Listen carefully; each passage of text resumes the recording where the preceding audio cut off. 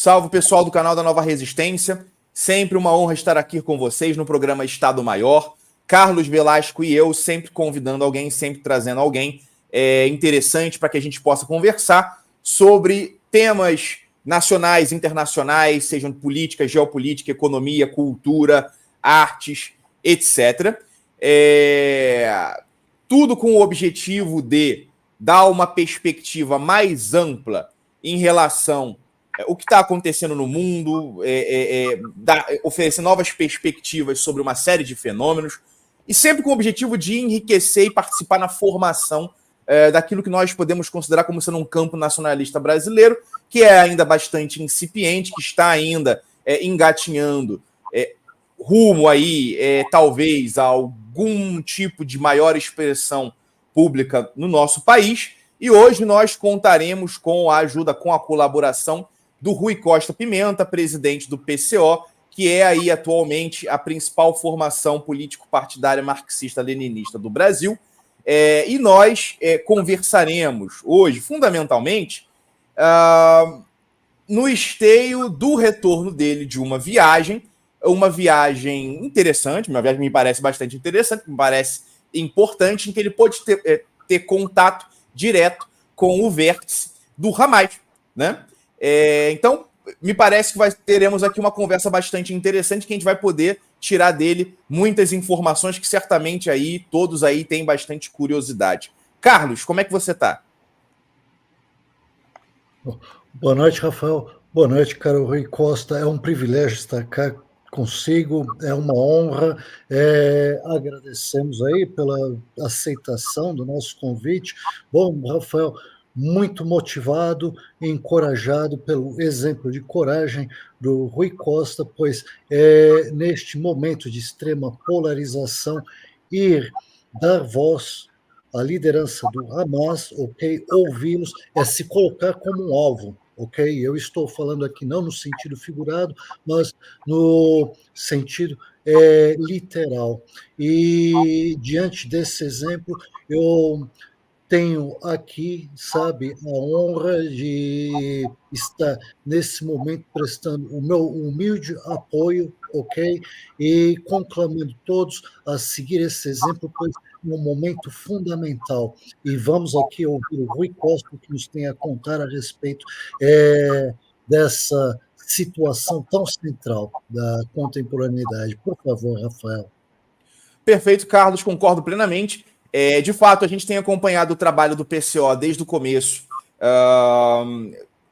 desde o 7 de outubro, né, quando o Hamas lançou, a gente pode chamar aí, utilizando o exemplo russo, uma operação militar especial, né, nos arredores de Gaza. Eu creio que essa analogia é bastante razoável, na verdade.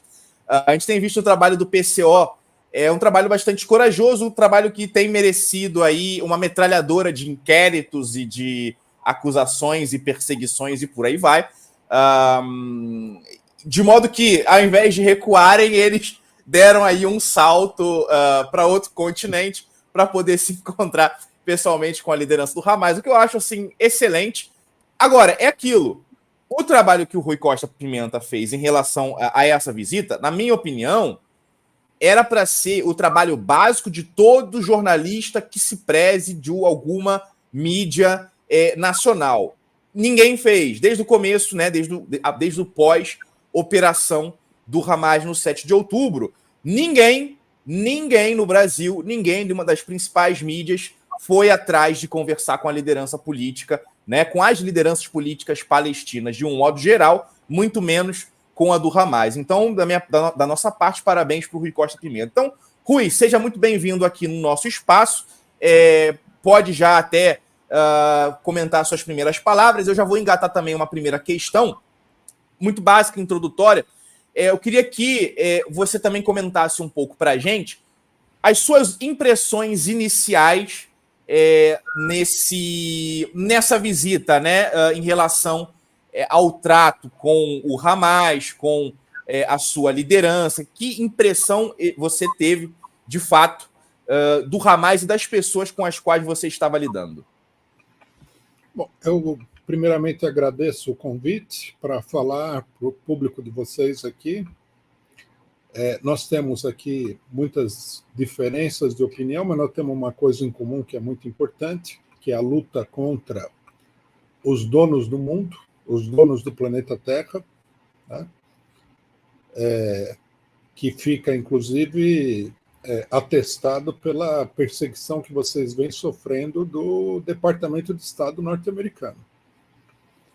E que as pessoas no Brasil, a maioria da esquerda, não condena esse fato. Muita gente até acha normal, até acha bom.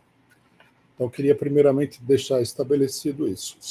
Em segundo lugar, eu tive uma impressão excelente da liderança do Hamas. Nós conversamos com muita gente.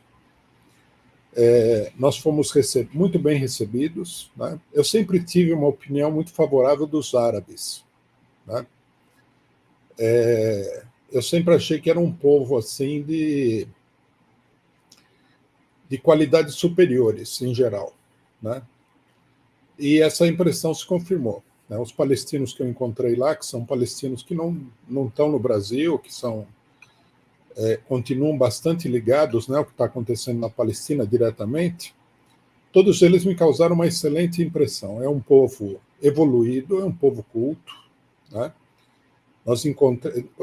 É perceptível, né? Eu hoje no programa que eu faço no 247 estava comentando que nota-se, né, nos árabes, particularmente nos palestinos, que eles têm uma certa fidalguia na maneira de ser, né? Não assim aristocrático no sentido de desprezar as pessoas, mas no sentido de ser acolhedor, de ser elegante no trato, né? Eu fiquei muito bem impressionado com o pessoal. Eu falei para uma das pessoas que nos acompanhou, eu já tinha simpatia pela luta do Hamas, né? Mas agora eu fiquei muito bem impressionado com as pessoas que eu conheci pela primeira vez, né? São pessoas dedicadas, né? Não tem nada a ver com essa campanha de calúnia que se faz aqui. São pessoas dedicadas, são pessoas que estão lá trabalhando pela Palestina, são patriotas palestinos, né? Eles são religiosos islâmicos. Eu não sou religioso, mas eu não vejo problema nenhum nisso daí. Eu até tenho uma certa simpatia pela religião islâmica, contra todo o preconceito que é difundido aí, que eu acho uma religião que tem muitas características positivas, né? Nós conversamos bastante, eles explicaram muita coisa do que está acontecendo lá, e além da discussão com dirigentes do Hamas, nós tivemos a oportunidade de conversar com pessoas da base do Hamas, né? Calhou que uma pessoa lá, um militante de base do Hamas, nos convidou para um piquenique, né? À noite, um piquenique no deserto, ali em Doha. O Catar, não sei se vocês conhecem, é uma cidade cercada de deserto. De um lado tem o mar, do outro lado tem o deserto. Não tem mais nada naquele país. E um divertimento, eles me falaram deles, assim, depois do trabalho, no final de semana, é fazer esse piquenique no deserto. Eles pegam os carros, o deserto ali pertinho, né? Eles colocam uns tapetes e tal, e apareceram lá umas 40 pessoas, algumas do Hamas e outras que não eram do Hamas, eram amigos do pessoal, né? Conversamos muito, e eu fiquei muito bem impressionado, né?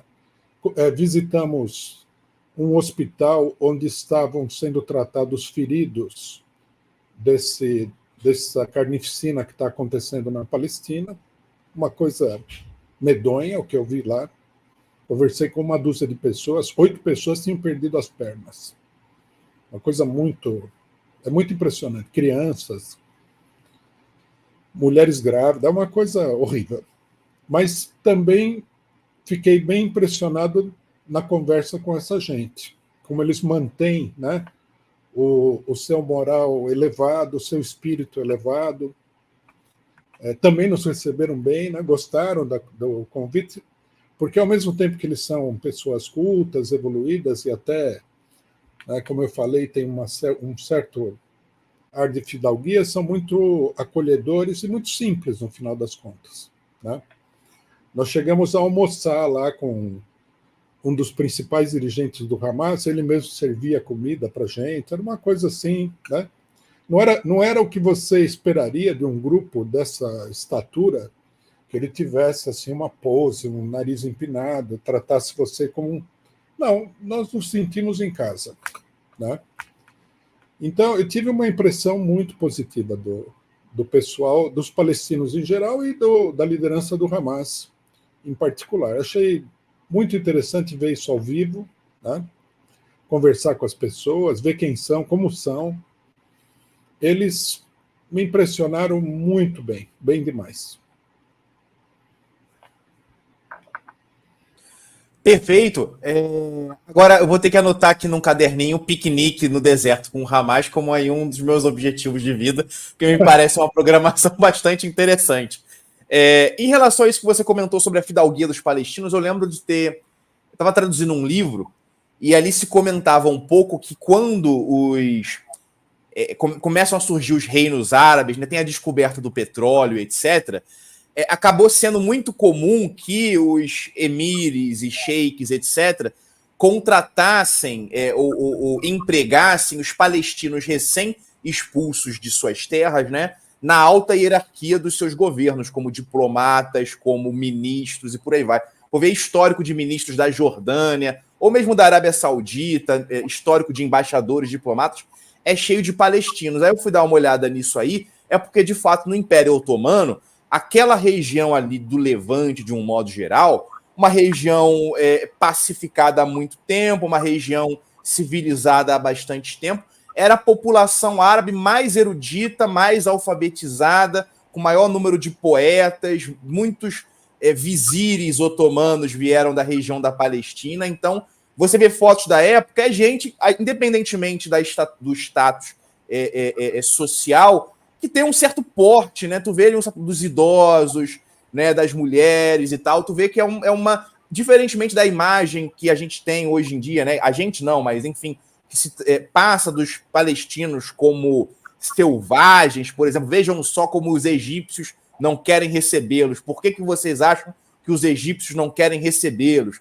Diferentemente desse tipo de imagem que a gente vê sionistas passando por aí, quando você estuda realmente, tu vê que é uma população com uma certa nobreza histórica que torna a sua tragédia ainda mais dolorosa até, né? Porque é uma população que foi lançada na indigência, praticamente na mendicância, né? Carlos. Pois, eu também, ao longo da minha vida, tive contato com vários palestinos, a maior parte universitários, e notei neles um espírito, sabe, de amor pelo conhecimento, que era incomum, ok? Encontrei também isso entre eslavos, esse mesmo espírito chinês, mas no Ocidente é raro encontrar isso já. Mas mesmo na população que não teve acesso a estudo universitário, notava esse respeito e a busca pelo conhecimento, pois é uma população muito curiosa a respeito do mundo, sabe? Eles são, e bom, a gente já tem uma formação, né? Eu odeio essa palavra, mas vamos usar cosmopolita, porque aquilo sempre foi, né? Um cadinho, um lugar de encontro, né? Entre civilizações, etc. Eu acho que entre os levantinos, os palestinos são talvez os mais sofisticados. Isso é impressionante, que apesar de toda a brutalidade a que foram submetidos, continuam, né, demonstrando esse amor pela cultura, pelo conhecimento, pelo diálogo, né? É algo realmente... E agora, aproveitando, né, essa observação a respeito da sofisticação dos palestinos, eu queria perguntar o seguinte para você, Caro Rui, é o seguinte, a gente não pode esquecer uma coisa no meio de toda essa crise, é que quem começou, ok, digamos assim, quem despoletou a crise, ou pelo menos deu o primeiro passo, quem tem aqui o controle, né, da situação, é o Hamas. O Hamas não reagiu. ele agiu, ok? Eu não estou aqui fazendo nenhum tipo de, digamos assim, condenação por isso. Eu estou simplesmente a dizer que o Hamas tomou a iniciativa. E o fato de ter tomado a iniciativa desde o princípio me deixou um bocado, sabe, desconfiado de que as lideranças do Hamas, ainda mais sabendo o quanto são sofisticados os palestinos e o quanto aprenderam ao longo de todas essas décadas, né, sabiam muito bem o que estavam a fazer. Contavam, fazendo uma leitura do cenário internacional, né, do que é a sociedade israelense hoje em dia, e a reação seria essa que observamos e que, bom, daí poderiam retirar, né, alcançar determinados objetivos políticos. Segundo, na sua concepção, caro Rui Castro, eu queria saber quais são esses objetivos políticos, se os palestinos se aproximaram ou se afastaram ao longo destes meses destes objetivos políticos, e também se o quanto essa ação do Hamas foi tomada num determinado momento, graças à conjuntura internacional, especialmente graças ao fato, né, da Rússia ter iniciado a ação militar especial na Ucrânia, e isso ter aberto uma janela de oportunidades. Por favor, senhor Rui Costa. Antes de responder a sua pergunta, só queria destacar um fato sobre essa característica dos palestinos. Eu comprei recentemente um livro, que é um livro muito importante da literatura política árabe, que é O Despertar Árabe, de um escritor palestino chamado Jorge Antônios. Esse livro aí é um livro pioneiro. Ele foi a primeira pessoa a procurar escrever a história do despertar nacional dos povos árabes. Por aí a gente vê, né, como os palestinos são efetivamente sofisticados. E eu pude reparar que no Catar há muitos palestinos que trabalham para o governo do Catar, porque justamente eles são pessoas muito qualificadas. Eu dei 2 entrevistas na Al Jazeera, conversei com várias pessoas, vários jornalistas ali eram palestinos também. O pessoal falava, aquele lá é palestino, aquele outro é palestino. Veio um tradutor e falou, eu sou palestino e tal. Quer dizer, eles são uma população muito influente nos povos árabes, né? O que destoa totalmente da imagem distorcida, falsificada que apresentam dos palestinos, né? Eu diria, inclusive, o seguinte, que se o que está acontecendo na Palestina acontecesse no Brasil, né, o nível de violência da reação seria infinitamente maior. Né? Porque o brasileiro ele não é um povo como o palestino, ele é um povo mais pobre também, né, menos educado. Nós conhecemos aí a situação lamentável da educação do povo brasileiro, né? E ele tem uma propensão muito maior, né, à brutalidade do que outros povos. Finalmente, né, o Brasil é uma mistura de portugueses que vieram aqui desbravar um sertão, de índios que sempre foram guerreiros, de negros que sempre foram guerreiros também. Então, nesse sentido, né, eu acho que uma ação como essa que está acontecendo na Palestina no Brasil ia ter uma reação escatológica do povo brasileiro. Os palestinos eles são comedidos, eles são racionais, eles são... Nota-se uma superioridade nesse sentido, né? O Brasil é muito mais desenvolvido, logicamente, do que a Palestina como país em conjunto, mas você nota no povo palestino um nível educacional, um nível de intelectual muito, muito grande, muito superior ao nosso povo, né? Sobre a questão da operação militar, né, eu acho que o Rafael acertou quando ele falou em operação militar palestina, porque é a mesma coisa. Né? É a mesma coisa por quê? Na Rússia, os russos foram assistindo aquele cerco prolongado que foi se fazendo. Chegou na Ucrânia. Viram o golpe de Estado de 2014, viram o bombardeio da população do Donbass. E organizaram uma reação meditada, refletida contra isso. É exatamente isso que o Hamas fez no 7 de outubro, exatamente. Os palestinos estão sofrendo muito na mão dos israelenses, com o governo Netanyahu, há alguns anos já. A violência é crescente contra eles. Né? Gaza estava sendo...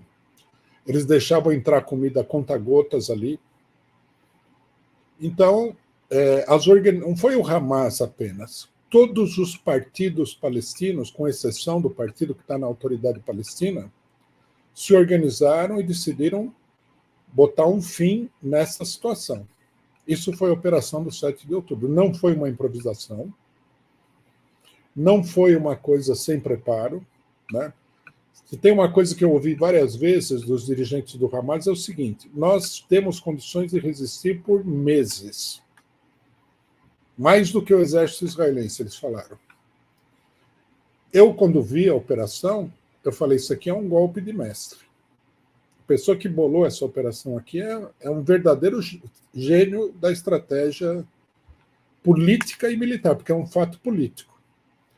Eu acho que eles viram a oportunidade, depois da derrota do imperialismo no Afeganistão, foi muito vergonhosa, e depois da operação russa, né, na Ucrânia. Eles olharam e falaram, abriu-se uma possibilidade muito grande.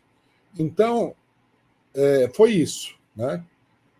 Lembrando sempre que o 7 de outubro foi uma operação militar, não foi uma operação de um bando de 3 locados aí para atacar civis. Né? Se morreram civis, morreram efetivamente, foi devido às circunstâncias da coisa, mas o Hamas não saiu, não preparou toda uma operação, não se preparou para uma guerra prolongada para sair por aí matando indiscriminadamente as pessoas, estuprando mulheres. Isso é uma fábula vergonhosa. Né? Então, eu acho que sim, eu acho que foi uma coisa muito certeira, muito precisa. E eu notei nos dirigentes do Hamas que eles têm profunda confiança no que eles estão fazendo. Em momento nenhum eu notei, eu sou uma pessoa politicamente experiente, que a pessoa estava ali procurando criar uma fachada de serenidade quando ele estava nervoso. Não. Eu senti da parte não só da liderança do Hamas, dos palestinos em geral, aquela coisa assim, finalmente nós estamos aqui rompendo esse cerco. Tá? Qual que é o objetivo político do Hamas? O objetivo imediato do Hamas é o seguinte, acabar com o cerco à Palestina e à Cisjordânia. Acabar com a ocupação militar dos territórios. Porque o povo lá estava sendo, na faixa de Gaza, o povo estava sendo morto aos poucos. Então, acabar com isso. Né? Em segundo lugar, a libertação dos presos. Porque a gente ficou ouvindo, né? Essa conversa mole, precisa libertar os 130 reféns. Só que tem 12 mil palestinos presos. Crianças, mulheres. São todos presos políticos, não são presos militares. As pessoas não foram presas porque elas cometeram nenhum crime, na maioria. Digamos assim, do ponto de vista dos israelenses, você atacar eles é um crime. Mas, mesmo nessas condições, não foi isso que aconteceu. O pessoal foi preso por motivo puramente político. Né? Então, eu acho que esse é o objetivo imediato. Agora, eu vejo, né, que a ação, né, da resistência palestina, liderada pelo Hamas, ela criou uma nova situação política mundial.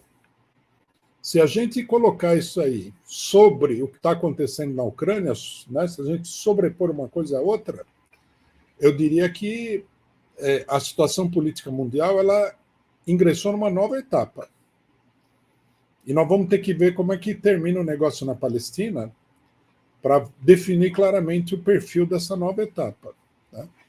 A minha opinião, né, isso queria colocar para vocês bem claramente, é o seguinte: o que está acontecendo na Palestina não é uma luta de um grupo militar, é uma revolução do povo palestino. Essa é a minha convicção. É uma convicção tanto teórica como o que eu vi nas pessoas, o nível de determinação, de consciência, né, correspondem a uma revolução. O que está acontecendo na Cisjordânia tem confirmado essa nossa caracterização. Eu vi hoje, por exemplo, que grupos armados que se organizaram na Cisjordânia, que não são do Hamas, não são da Jihad Islâmica, não são da Frente Popular pela Libertação da Palestina, estão atacando os postos de controle israelenses. Atacaram 10 hoje. Quer dizer, isso aí já é o povo está se armando. Né? Todo mundo que tem condições de se armar está se armando. Em Rafah, apareceram milícias populares no meio dos refugiados. Eles decidiram reagir ao exército israelense. Quando você tem um movimento tão generalizado como esse, é uma revolução. Né? O que é fundamentalmente uma revolução? É quando a consciência das amplas massas de uma população se modifica no sentido de ir para a decisão. Nós temos que ir, temos que fazer agora e tal. Quando existe essa consciência, isso é uma revolução das amplas massas. Né? Eu acho que é isso que está acontecendo na Palestina. Oh, muito obrigado, caro Rui Costa. Também eu faço essa mesma leitura e digo, na melhor das hipóteses, para Israel, essa guerra acaba, digamos, com uma vitória no terreno da parte do Hamas, pois Israel não tem condições de aguentar isso, ok? Mas, muito mais importante, Israel sai com o espírito completamente quebrado. Sai com o espírito completamente quebrado e a aura de invencibilidade também porque também aqui uma coisa importante, né, que Israel tem condições, pensando em armas nucleares, né, em último recurso, em utilizá-las para se defender, mas contra uma insurgência, enfim. Rafael, por favor. Perfeito. E aí tem que lembrar, você falou bem também dessa questão do mito da invencibilidade, porque todos os países ao redor estão tomando nota, né? Começando, na verdade, pelo Hezbollah, mas também outros países que têm os seus ajustes de conta a fazer. O próprio Egito tem coisas aí a resolver com Israel na prática.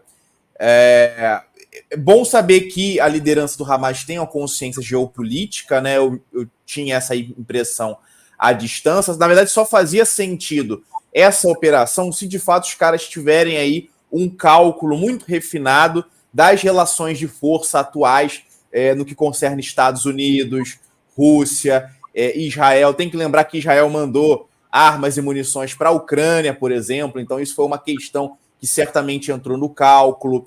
Né? Então, o rápido desenvolvimento do Irã também é algo que certamente entrou no cálculo.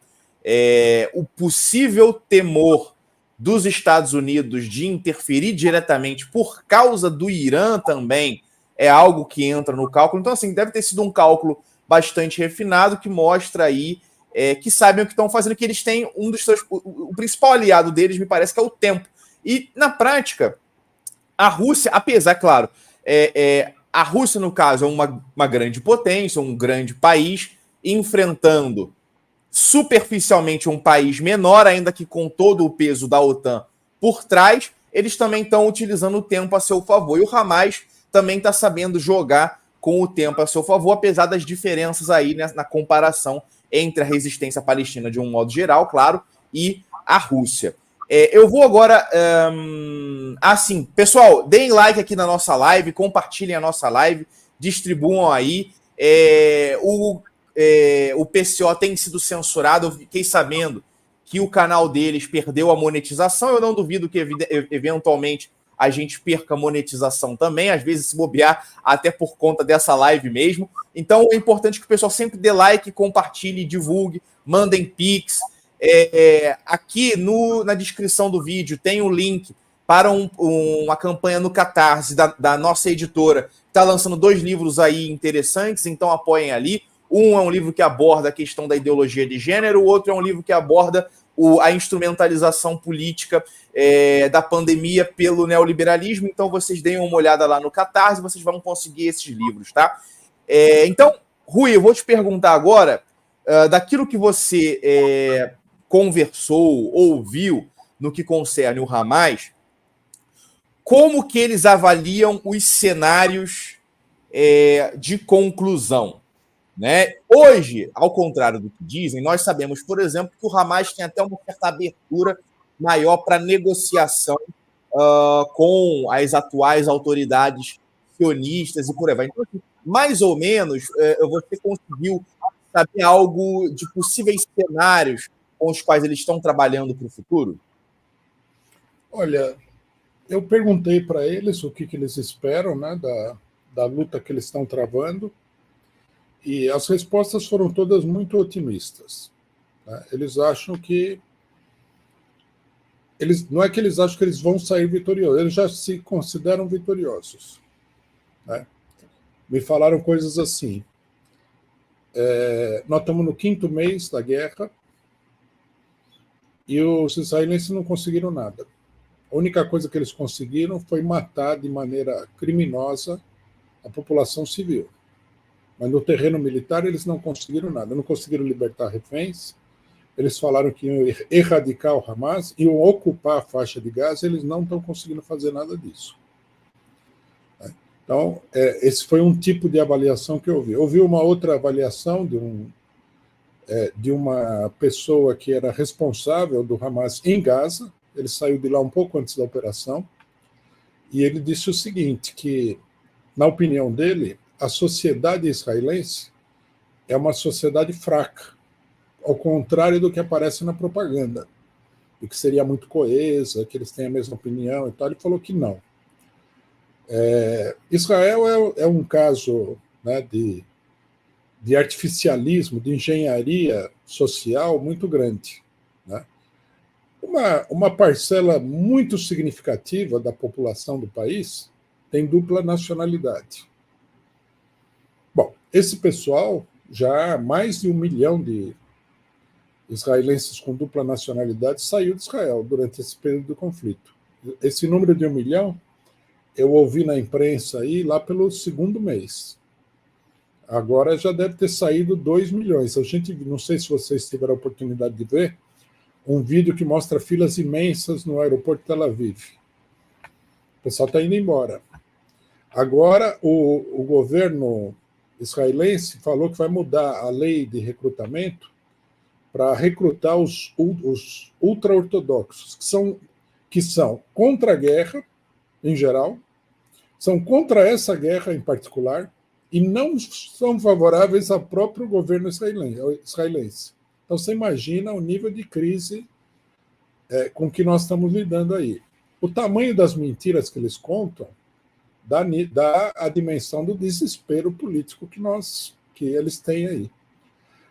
Eu acho, né, elaborando um pouco essas coisas que eu ouvi, que a sociedade israelense está profundamente desequilibrada interiormente, né? Porque o Netanyahu ele deu rédea solta para uma extrema-direita muito alucinada que existe em Israel, que são esses colonos aí dos assentamentos. Um pessoal muito violento, muito fanático, muito louco, em última instância. Eu acho que isso daí revela uma divisão no interior da sociedade israelense vertebral, né? Fizeram uma pesquisa, eu vi uma pesquisa feita pelos israelenses, me chamou a atenção, falava que 90% dos israelenses estavam favoráveis ao que está acontecendo na faixa de Gaza. Isso não é verdade. Eu não acredito que tenha tanta gente assim que seja sedenta de sangue. Eu acho que uma boa parte desse pessoal está contra. O país está divididíssimo. E a divisão é uma divisão, inclusive, que coloca em questão, né, o dogma fundamental, que você não pode ser contra o Estado judeu. Eu acho que nós estamos assistindo aqui, né, nós entramos aqui nos capítulos finais da história dessa operação, né, elaborada pelo imperialismo britânico, que foi a criação do Estado de Israel,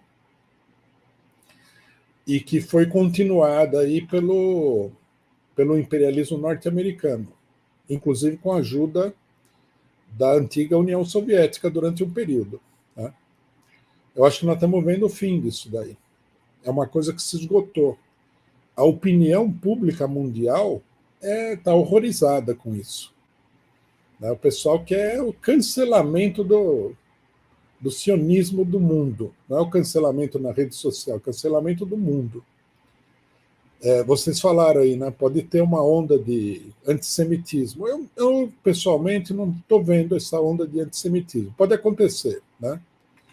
Mas eu acho que as pessoas que apoiam os palestinos, elas querem uma solução, logicamente, para o problema. Eles gostariam de ver o Israel derrotado, sem dúvida nenhuma, militarmente. Mas eu não acho que o pessoal está aí para beber o sangue de ninguém, não é isso que está acontecendo. É o apoio à dignidade de um povo, né? A luta pela libertação de um povo, é uma coisa que eu diria que vem com sentimentos bastante elevados. Né? Mas eu acho que nós estamos o Estado israelense, criado há 75 anos, ele está nos seus estertores. Pode demorar um pouquinho mais, mas eu acho que isso aí não vai durar, não. E não é para durar, porque, veja só, isso daí é uma ditadura, como era na África do Sul, um regime de apartheid. Não tem como. Se a situação não for muito favorável para você, é difícil manter isso daí. Né? Essas ditaduras brutais, para existir, elas precisam de um entorno político e econômico muito favorável. Se a terra começa a tremer, é o pior tipo de regime possível para você administrar a situação. Né? Você vê, a África do Sul, isso aí foi durante décadas. Quando veio a crise capitalista, começou a vazar água por todos os lugares. E acabou. Né? Levou a uma situação muito revolucionária na África do Sul. Na Palestina, na minha opinião, a situação é revolucionária agora. Né? Esse banho de sangue, inclusive, o pessoal atribui isso aí a vários motivos que os israelenses teriam. Eu acho que tem motivos diversos. Mas eu acho que o motivo principal é que eles são conscientes de que eles estão diante de uma revolução e que toda a população palestina está se levantando contra eles, que isso vai atingir o próprio Estado de Israel, e eles decidiram afogar a revolução em sangue, que é uma tática comum de todo contra-revolucionário. Inclusive foi usada contra os palestinos pelos britânicos. Quando aconteceu a primeira grande revolução palestina, em 1936, o Império Britânico deslocou para a Palestina 200 mil soldados. Você imagina o que é isso? E só de pessoas exiladas, você teve mais de 40 mil pessoas. Né? Foram dezenas de milhares de mortos e feridos. Eles viram que era uma revolução, eles tentaram contornar, tentaram e tal. Isso tem toda uma história, não vamos entrar no mérito aqui. Mas no final eles falaram: a única maneira de parar isso daqui é afogar o negócio em sangue. E eu acho que os sionistas, que são alunos desse imperialismo britânico, eles estão seguindo os passos do mestre. Só que nós não estamos em 1936. Né?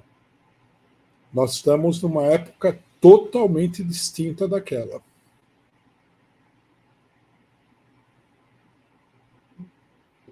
Perfeito. Também me parece que vai ser. Não vejo perspectivas positivas para Israel. É impossível que Israel tenha algo. Assim, eles não dão o menor indício de pretenderem recuar né? Eu não levo a sério a maioria dessas narrativas sobre negociações, assim, especialmente da parte israelense, porque geralmente impõe condições impossíveis, né? E quem é o dono da bola atualmente do campo é o Hamas, então não tem por que eles aceitarem essas condições malucas que Israel tenta impor. E minha impressão é que da parte israelense, a expectativa real deles é tentar convencer os Estados Unidos a interferirem mais diretamente no Oriente Médio para aí se resolverem a situação. É por isso que tem muita gente que acha que é possível alguma false flag, uma falsa bandeira, em algum momento para o futuro, né? Talvez, eu vi um determinado analista comentando, inclusive, sobre a possibilidade de algum tipo de sabotagem grande nos próprios Estados Unidos, né? Tal como aconteceu o que é um pouco mais de 20 anos atrás, com muito suspeita que aconteceu em 2001. Então, tem muita gente que acha que o único projeto que o Israel tem é tentar convencer os Estados Unidos a se intrometerem, especialmente ali no Líbano, né, e também aí nos países ao redor, evidentemente no Irã, para Israel conseguir aliviar a sua situação e aí sim vencer esse conflito. Agora, os próprios Estados Unidos estão bastante reticentes daquilo que a gente tem visto, né? Eles não esperavam esse tipo de conflito quando os caras já estão com as mãos amarradas na Ucrânia, preocupados com o Mar do Sul da China, com uma série de problemas na África, com a expectativa ou perspectiva de derrotas eleitorais de seus aliados na Europa pelos próximos meses e anos, um desafio forte vindo do Maduro aqui no nosso continente. Então, assim, eles definitivamente não esperavam isso estar acontecendo e parece que o Blinken, por exemplo, parece estar sempre tentando tirar o corpo fora, ainda que ele tenha laços familiares, inclusive, com toda a elite israelense, com o processo de fundação do Estado de Israel. Então, assim, essa expectativa israelense de enfiar os Estados Unidos no conflito, que é o que eles sempre fizeram, né? Só lembrar aí o afundamento do USS Liberty, em que eles quase levaram os Estados Unidos a usarem armas nucleares contra o Egito, por exemplo. Então, assim, a expectativa deles mas não parece que está para se concretizar, ainda que, evidentemente, tudo possa mudar. Carlos. Bom, aproveito aí agora tudo que dissemos para fazer uma pergunta bastante polêmica. Relativamente, caro Rui Costa, a tal solução dos dois estados, o senhor acredita que isso ainda seja possível? Eu pergunto isso pelo seguinte, pelo menos estudando a evolução da questão, me parece que, do ponto de vista moral, demográfico e também geopolítico, uma tal solução poderia ter sido tentada e até poderia ter alguma condição de sucesso até talvez o fim da década de 80, mas olhando para a evolução desde então e para as escolhas feitas por Israel, é algo para se pensar. Eu queria ouvir a sua opinião a respeito disso. Ainda é possível uma solução de dois estados ou a solução passa por se ultrapassar esse paradigma e encontrar uma nova resposta para esse problema? Não esquecendo, né, o facto também, o que dificulta a questão, a posse pelo Estado de Israel de armas nucleares. Quero ouvir a sua opinião a respeito. Por favor, caro Rui Costa. Isso é uma discussão que sempre foi colocada pelo imperialismo. É preciso haver dois estados. Quer dizer, você tinha a Palestina, né? Os sionistas falam que não existia a Palestina, mas é uma bobagem isso daí. Aí um grupo, uma população de origem europeia se muda para lá. E aí vem as organizações internacionais e falar, vamos dividir o país entre os dois. Imagina se acontecesse uma coisa dessa no Brasil. Vamos que os europeus se mudassem para o estado de Santa Catarina e falassem, agora vamos tornar o estado de Santa Catarina independente. Não, senhor, como assim? Isso aqui é Brasil, você chegou agora, você não tem direito disso. Então, isso sempre foi uma, como é que se diz? Uma armadilha para os palestinos. Né? Você aceita 2 estados e, logicamente, que com o apoio do imperialismo, do capital, dos sionistas internacionalmente, eles iam tomar conta de tudo como acabaram tomando conta de tudo. Agora, né, nós temos uma situação em que Israel não pode nem adotar essa farsa.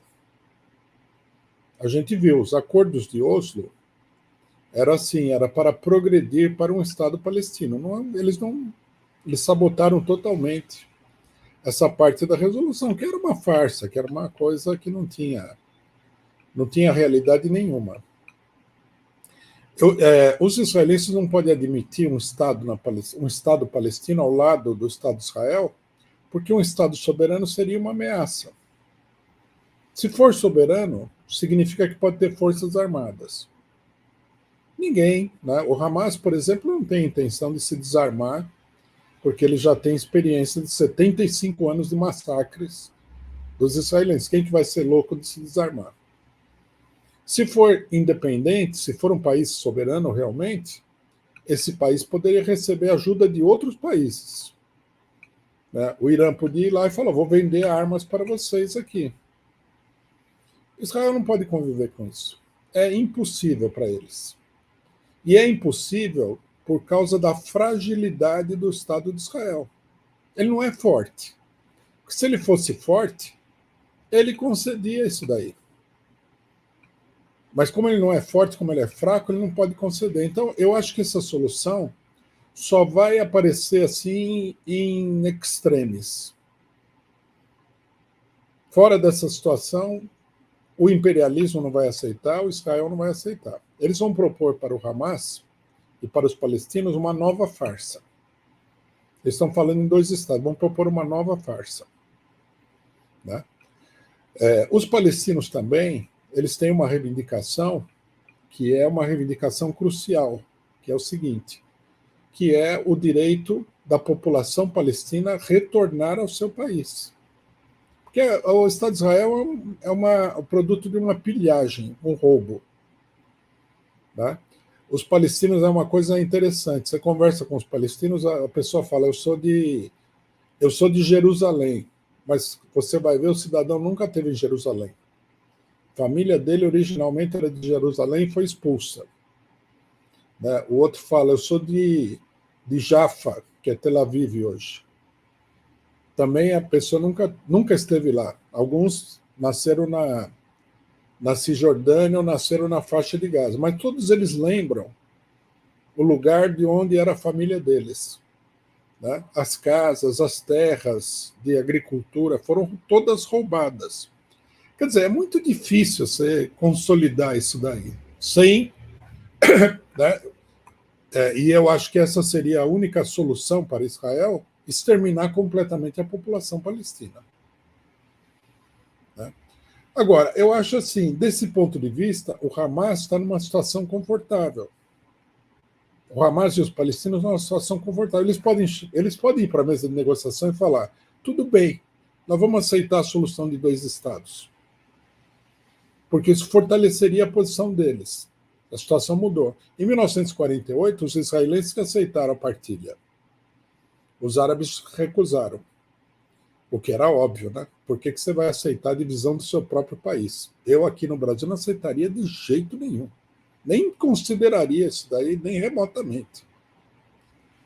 Agora, naquela época, a partilha significava o seguinte, os israelenses mais bem organizados iam tomar conta.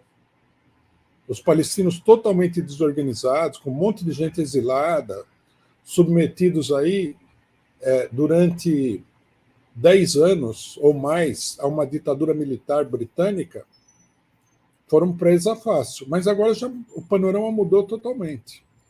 Agora é Israel que não pode admitir a partilha. Tá? Se admitir, eu acho que assim, é a última tentativa antes do colapso. Se eles chegarem a admitir. Eles não querem nem considerar isso daí, né? O imperialismo está forçando porque o imperialismo vê as coisas de um ponto de vista mais abrangente. Né? O imperialismo sabe que a situação é insustentável. A situação é tão insustentável que a situação do Biden, que está apoiando isso daí, é insustentável dentro dos Estados Unidos. Então, isso analisando a situação, eu diria isso. Do ponto de vista político, eu acho que a posição do Hamas, estrategicamente falando, historicamente falando, eu acho não, eles me falaram isso, é que houvesse na Palestina um Estado palestino. Que os judeus poderiam viver nesse Estado palestino, mas teria que ser um Estado onde todo mundo tivesse o mesmo status de cidadania, que não existe hoje no Estado de Israel. Né? Essa é a proposta deles. Eles falam, nós não temos nada contra os judeus. Contrariamente ao que muita gente fala, que eles são a favor do extermínio dos judeus, o programa deles diz, não somos contra os judeus, somos contra o sionismo. Né? O judeu, enquanto religião, não temos nada contra. Os palestinos conviveram com os judeus durante muito tempo lá, né, antes da chegada dos sionistas. Eu, pessoalmente, eu sou favorável a isso daí, que é a solução democrática. Né? O que a ONU fez foi um crime. Você tem um país, tá certo? Qual é a solução? Né? Todo mundo sabe disso. É o beabá de qualquer coisa democrática. O povo daquele país tem que discutir democraticamente e tomar uma decisão, o povo todo. Não tem que chegar um organismo internacional, montar uma comissão e falar, agora o seu país eu vou cortar no meio e papapá. Não, não existe isso. Isso aí foi um crime. Tá? Eu sou totalmente contra essa ideia dos dois estados. Acho que os palestinos poderiam até aceitar isso daí como parte do processo. Né? Eu, por exemplo, não condenaria ninguém que falasse, não, tudo bem, vamos fazer dois estados, mas com essas condições. Né? As condições já foram colocadas pelo governo da Turquia, que eu acho que nesse momento serviu um pouco como porta-voz dos palestinos. Eles falaram, as fronteiras em 1967. Primeiro lugar. Segundo lugar, o direito de retorno. Israel não pode conviver com nenhuma das duas coisas. Nenhuma das duas. As duas são inviáveis. Então, eu acho que o conflito vai progredir e vamos torcer para que o imperialismo receba outros golpes, né, duros, como foi o caso da Ucrânia. Quem não viu, né, o que havia de positivo no caso da Ucrânia é uma pessoa cuja consciência está totalmente dominada pelo imperialismo, em primeiro lugar, pelo imperialismo norte-americano. Eu, por exemplo, saudei a operação militar russa, falei, isso aqui, só o fato de ter começado isso já é uma derrota do imperialismo. E eu espero, estou torcendo aqui, que muitas outras derrotas venham até que o negócio acabe. Né? Eu tenho o imperialismo, em particular o imperialismo norte-americano, entalado na garganta desde que eu sou menino. Eu odeio tudo isso daí desde criança. Eu não aguento mais. Eu não vejo a hora que isso daí acabe.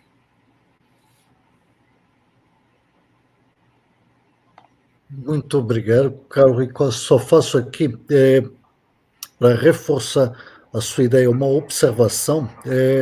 Os judeus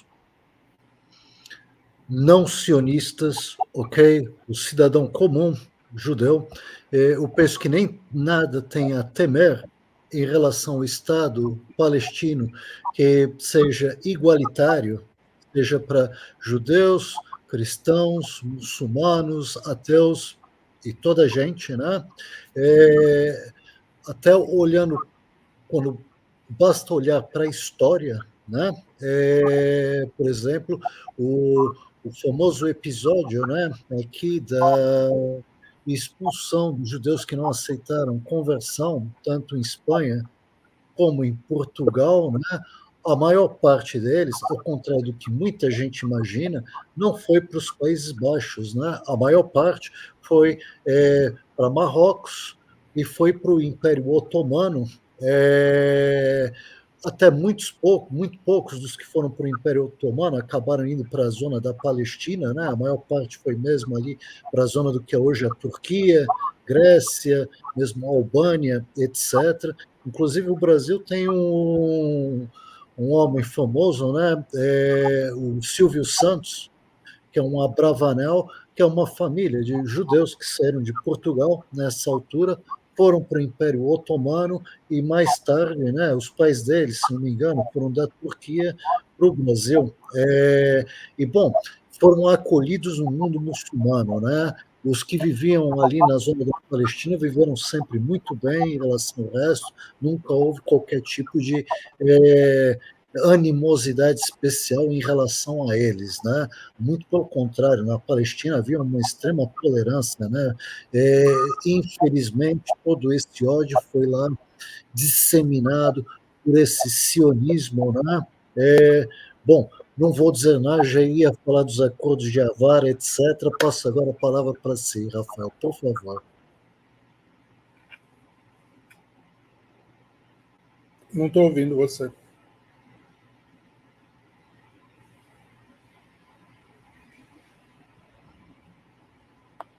Alô, alô, alô? Alô, alô? Alô? Oi? Agora foi. Perfeito. É bom que o Rui comentou sobre essa questão da intermediação turca e de uma hipótese do Hamas aceitar determinado tipo de compromisso, porque isso é o contrário do que tem sido dito pelos propagandistas sionistas do Brasil, de que os israelenses são completamente a favor do Estado palestino, a culpa é dos palestinos e do Hamas que não aceitam nenhum tipo de negociação. Na verdade, mais recentemente, inclusive, o pessoal gosta muito de falar do Estatuto do Hamas, mas o pessoal esquece que não é um só, né? Que eles tiveram uma renovação, uma revisão do Estatuto. Existe um Estatuto mais recente, né? Que tem sim uma certa evolução de posicionamentos. Eles colocam ali, né? Eles colocam evidentemente a favor do Estado palestino original, porém dispostos a dialogarem e a chegarem a algum tipo de acordo com as autoridades do atual território, do atual regime israelense. Então, assim, existe uma disposição. A questão não existe, como o Rui comentou, nenhum interesse. Por quê? Porque o pessoal sabe, ou muitos não, existe aí um elemento de fanatismo escatológico, milenarista muito forte, que acha que o que lhes é devido é todo um território que vai do rio Nilo até o rio Eufrates. Então, assim, essa noção de tolerar ali uma consolidação de um Estado palestino com forças armadas, com acordos internacionais, vamos combinar, obviamente, rapidamente entraria numa aliança militar com o Irã e com algum outro país, provavelmente a Síria. Então, assim, eles não têm como aceitar isso aí de bom grado, voluntariamente, né? Por isso que eu penso o seguinte, paz ali, mesmo que seja uma paz intermediária, só com a vitória palestina. Porque aí vai colocar as autoridades israelenses numa situação em que eles vão estar desesperados para aceitar qualquer coisa, né? Mas isso é algo que a gente vai ter que ver esse desenvolvimento ao vivo, né? Estamos aqui nos aproximando de 1 hora. Eu vou fazer uma última questão, que eu acho que é até de um tema que o Rui Costa já comentou no Twitter, mas aí é bom também perguntar em uma entrevista. Ele comentou sobre a galardia, né, sobre a fidalguia dos palestinos. Eu lembro de ter visto um vídeo que eu achei muito interessante, que mostrava, porque me parece, pelo que eu vi, a NR tem vários muçulmanos, né? Então, alguns camaradas comentaram comigo de um determinado vídeo, em que era um vídeo da preparação dos operativos, né, dos comandos que participaram da Operação Militar de 7 de outubro. E não eram quaisquer caras que estavam ali. Eles parece que foram selecionados apenas homens que haviam decorado completamente o Alcorão, que eram capazes de recitar o Alcorão, e existe um termo específico no Islã para isso, né? Então eram ali advogados, médicos, engenheiros, universitários, escritores, etc. Gente, assim, de um certo nível, né? Que aí partiram ali para a operação. Mas a pergunta que eu queria comentar é sobre as tão faladas aí atrocidades e crimes cometidos pelos palestinos, né, no caso, pelos membros aí da resistência palestina. Qual que é a perspectiva, qual é a opinião, o que foi comentado pela liderança palestina em relação a esse tema aí de possíveis excessos e por aí vai? Eu não confio em absolutamente nada que venha da mídia israelense, porém eu já vi também alguns comentários no sentido de que, olha, quando abriu ali ali era um campo de concentração, né? Gaza ali era tipo um gueto, né? Era um gueto, tipo não, era um gueto, né? Abriram ali, arrombaram o arame farpado, a gente viu que saiu ali um mulão de pessoas, um monte de gente, por aí vai, né? E o pessoal do Hamas e das outros movimentos anda uniformizado. Então, assim, tem coisas que tem que levar em consideração. Qual que é a perspectiva da liderança do Hamas, o Rui? Então, esse ponto foi uma das preocupações centrais nossas na viagem. Nós nos colocamos como objetivo, além de ir lá, conhecer, conversar, mostrar nossa solidariedade à Palestina e tudo, nós nos colocamos a seguinte tarefa: trazer para cá a versão do lado de lá, a versão do Hamas. Então, nós fizemos aí 2 entrevistas, uma entrevista bastante longa, justamente uma entrevista não sobre problemas políticos estratégicos, mas sobre o que é o Hamas, o que o Hamas pensa disso, o que aconteceu no 7 de outubro e tudo mais. O que eles nos disseram foi o seguinte, que a operação tinha uma ordem do dia. Nós temos o vídeo dessa ordem do dia. Nós vamos publicar esse vídeo também, onde o comandante-geral fala que não é para atacar os civis, não é para fazer nada com as mulheres, com os velhos, com as crianças. Ele fala isso daí na ordem do dia. E eles me reforçaram, falaram que essa foi a orientação. Eles saíram de lá para evitar problemas. Aí você está certo. A hora que o muro foi arrebentado, saiu um monte de gente de lá. Né? Uma parte do pessoal que foi tomado como refém, que o Hamas liberou rapidamente, não foram eles que apreenderam. Foram pessoas comuns. Trouxeram lá, né? Aí, como tinha criança, tinha mulheres velhas e tal, eles soltaram esse pessoal. O objetivo dele era prender os soldados, principalmente. Eles falaram o seguinte, que esse negócio de atrocidades, eles não fizeram nada com os civis. O que aconteceu, o problema que aconteceu, o único problema que houve realmente, foi o caso da rave. Né? Eles falaram, bom, primeiro que é uma imprudência absoluta, né? Fazer uma rave numa zona militarizada, porque aquilo é uma zona de conflito. Mas eles não sabiam o que estava acontecendo, né? E o pessoal foi pego no fogo cruzado, foi acidental. Eles não foram lá para atacar o pessoal na rave, nada. E eles falaram o seguinte, que com relação ao problema dos estupros, que estão acusando eles de estupro, eles falaram, olha, a nossa religião não permite isso daí. Né? Para nós, e eles são muçulmanos praticantes, eles não são... No Brasil você tem esse negócio do católico não praticante, né? Quer dizer, o compromisso dele com a religião é mais ou menos. Eles não, eles são praticantes. Eu vi lá no escritório do Hamas no Catar, tinha uma sala de orações. Né? O pessoal leva a sério isso daí. Né? Eles falam, a nossa religião não permite, é um crime grave, né, para um muçulmano esse tipo de coisa.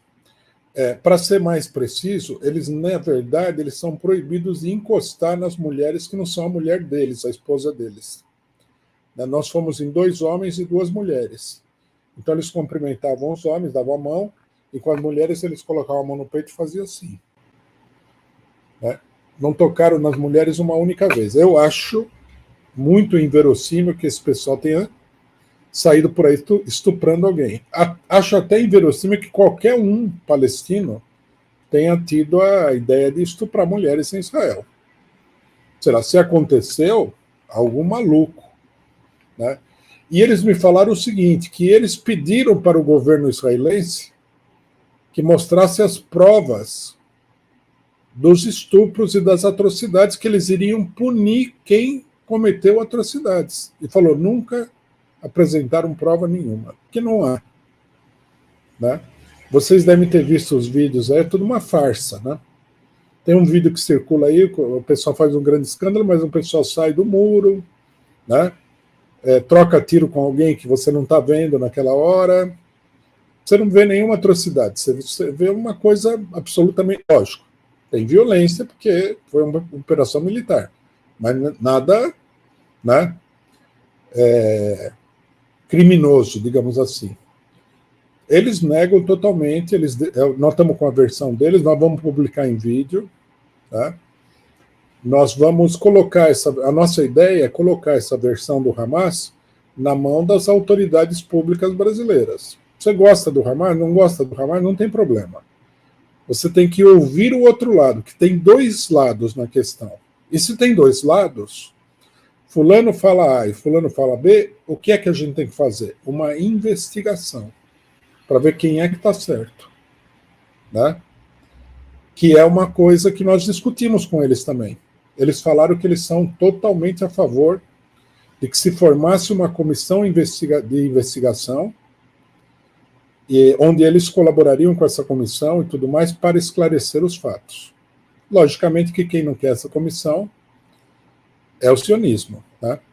Então, nós vamos pegar esse material todo, nós vamos colocar os vídeos aí publicamente, nós vamos gravar esses vídeos aí em DVD ou em um pendrive, vamos dar na mão, vamos lá, deputado por deputado do Congresso Nacional, falar, ó, se você falou cobras e lagartos do Hamas, está aqui a versão deles. Tá? Você tem que tirar limpo agora quem que está certo, se é a propaganda israelense, a famosa Hasbará, ou se é o Hamas. E vamos publicar isso aí em texto também. E vamos disponibilizar esse texto na internet gratuitamente. Vamos vender o livro para financiar um pouco a campanha, mas vamos disponibilizar também gratuito, tudo gratuito. Né? Vamos fazer uma campanha para cobrir os custos. Nós achamos o seguinte, que é absurdo que num conflito dessa dimensão haja apenas uma única versão. Eu nunca vi isso daí. Tá? Até nas guerras tem duas versões. Tudo bem que tem censura e tudo mais. Por quê? Que a resistência palestina, de um povo que vem sofrendo essa opressão medonha há décadas, não pode ser ouvida. É acusada sem provas. É acusada simplesmente pela palavra da pessoa, né, que é o agente da opressão desse povo. Como é possível isso daí? É uma coisa... Eu, inclusive, nos meus programas, critiquei inclusive o próprio Lula, porque o Lula insiste em falar que ele condena o ataque terrorista do dia 7 de outubro. Mas quem disse que foi um ataque terrorista, como eles dizem? Quem que disse que foi assim? É o Netanyahu. Como é que você pode formar um julgamento, né, com base na palavra de uma pessoa que que está matando lá 40 mil pessoas, 80 mil feridos, a maioria crianças, 8 mil mulheres, 15 mil crianças? Como é possível isso daí? Parece que a gente vive aqui uma coisa kafkiana. Né? A imprensa disse que o Hamas A, B e C e ninguém vai atrás para saber do negócio. É como vocês falaram no começo. Não teve um único jornalista brasileiro que foi entrevistar o Hamas. Eles dão entrevista. Que alguém poderia pensar, não, é difícil entrevistar o Hamas. Não, não é verdade. Eles dão entrevista. A entrevista maior que nós fizemos foi com o secretário de Relações Exteriores do Hamas. Né? Nós conversamos com ele antes da reunião que nós tivemos com a liderança do Hamas, o biro político do Hamas. E ele foi muito solícito. Nós conversamos com ele num dia, marcamos o dia seguinte para fazer a entrevista, fizemos a entrevista. Ele falou, eu tenho 1 hora porque eu preciso viajar, mas quando deu 1 hora ele falou, não, vocês vieram do Brasil, vieram de longe, vamos completar essa entrevista.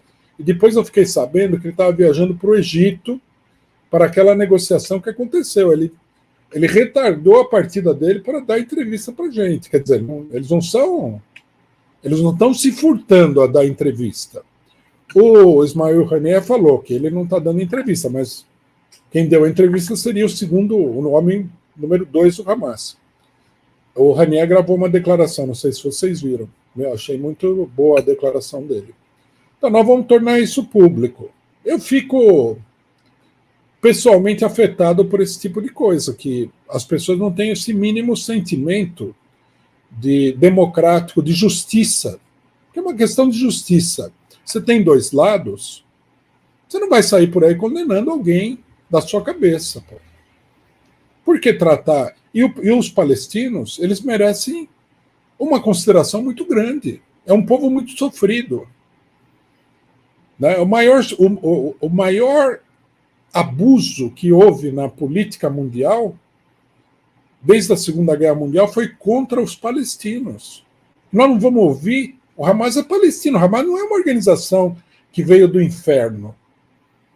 Eles todos são palestinos, eles têm pessoas, familiares que morreram agora. Uma das pessoas que a gente entrevistou perdeu 7 familiares, inclusive a própria mãe, agora. Por que essas pessoas não podem ser ouvidas? Para mim não faz sentido nenhum. Mostra que, como vocês comentaram aqui antes da entrevista, o ambiente político brasileiro está muito rarefeito.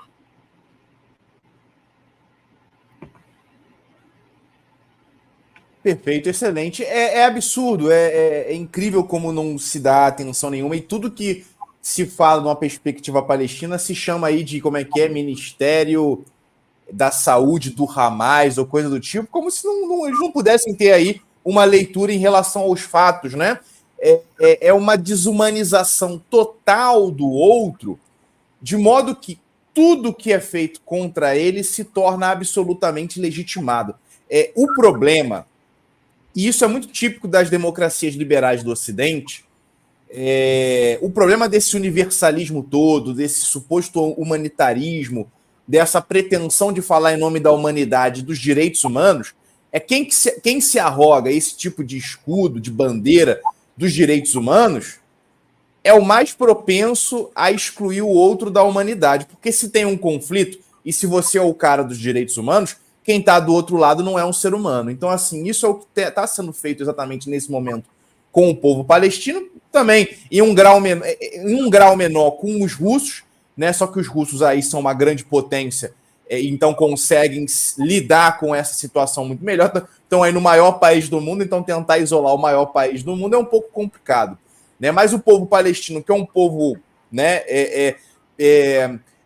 pequeno em extensão aí, territorial e populacional comparativamente com outros povos, aí eles têm uma maior facilidade para fazer essa operação de desumanização. Aí soma aí com islamofobia, soma com uma série de outros preconceitos, racismo também, soma com um conjunto total aí de preconceitos, e não existe nem a possibilidade de ouvir. Eu particularmente, eu considero os palestinos um povo de mártires, porque através da carne deles, eles exibiram para o mundo a face do mal. Né? A gente está vendo o mal, a desgraça, a destruição. A gente está vendo o sionismo como ele é, e toda essa mentalidade ocidental, também o sionismo cristão. A gente está vendo a realidade sobre tudo. A gente não ia ver isso. A gente poderia. Tem muita gente aí que poderia passar despercebido em relação à questão do sionismo, não tem nada contra, né? Não é nada demais e tal. Sionismo cristão, neopentecostalismo e tal. Beleza, né? Agora, imagine, por exemplo, tal como tem muita gente diz, se fizerem isso numa Argentina da vida, de tomar um pedaço do território para dar aí para a construção também de um país sionista, de um território sionista. Daqui a pouco podem ser os argentinos, os uruguaios, os paraguaios, os brasileiros em uma situação semelhante. E a gente vai estar condenado ao mesmo tipo de sofrimento. E vai ter muita gente, talvez aqui no nosso país, achando lindo e maravilhoso, né? Então, assim, isso que os palestinos estão sofrendo, e evidentemente a gente espera o fim desse tipo de sofrimento, e o fim pela vitória, estão mostrando a realidade. É o negócio mais cru, né, que a gente pode ver para a gente entender realmente o sionismo. Bem, chegamos aqui a 1h15 de entrevista. Eu sei que o Rui e o pessoal do PCO têm algumas questões para resolver também em relação ao dia de hoje. Carlos, comentários finais, muito rapidamente, só para a gente amarrar aqui, para a gente encerrar. Ok. Quero agradecer novamente o Rui Costa por vir cá nos esclarecer e nos trazer novas informações a respeito disso. Só uma observação em relação ao que está se passando na Palestina, isso me tem mudado enquanto pessoa, pelo seguinte: a gente olha para a história, né, e mesmo a história recente, quando a gente pensa no que aconteceu na Segunda Guerra Mundial, a gente ainda pensa no seguinte, que tudo bem, eles não estavam observando o que estava se passando. Quando a gente pensa, né, em massacres em África, como foi no Uganda, Ruanda, a gente pensa, bom, havia ali muito ódio, etc., talvez fossem povos primitivos, a gente vai, né, escondendo as coisas e tal. Mas agora, em relação à Palestina, o que eu tenho visto é um massacre, um genocídio televisionado, e gente que vive realidade, sabe, de afluência, onde não falta nada, apoiando tudo isso. Os cristãos sionistas sentados, né, em casa, nos seus lares, olhando para ali, para aquela gente sendo massacrada tal e qual, né? O nosso Senhor Jesus Cristo, ok? São eles os mártires hoje, e eles aplaudindo tudo isso, o poder, né?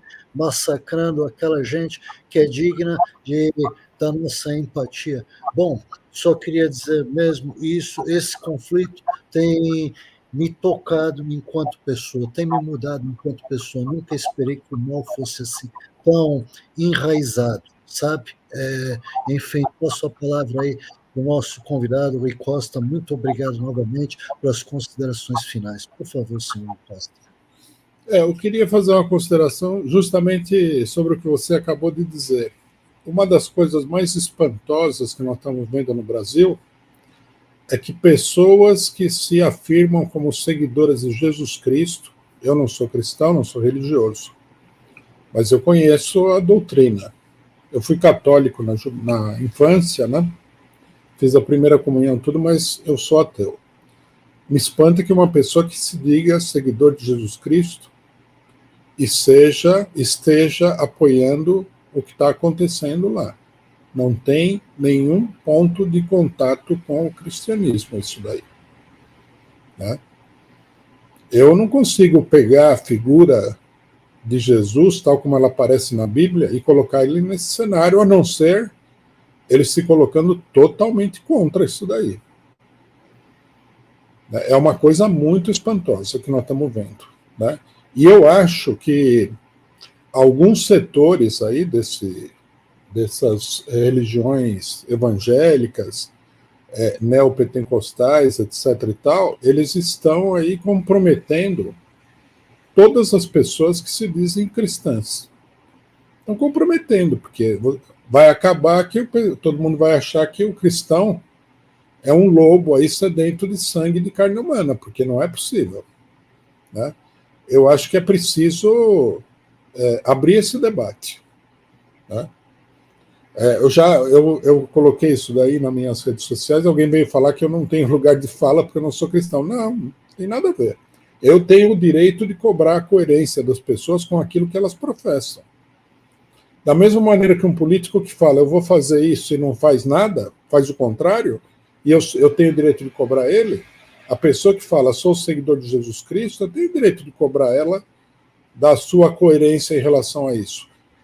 Né? Assim como todo mundo tem o direito de cobrar, né, a minha coerência com os meus princípios. Ninguém pode exigir que eu seja cristão, mas pode exigir que eu esteja de acordo com os meus princípios.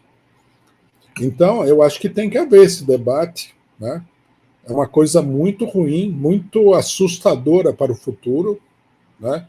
Porque, vamos ter claro, se o pessoal é capaz de apoiar isso que está acontecendo lá, o que é que eles não serão capazes de apoiar aqui, em relação ao povo brasileiro? Porque isso é muito preocupante.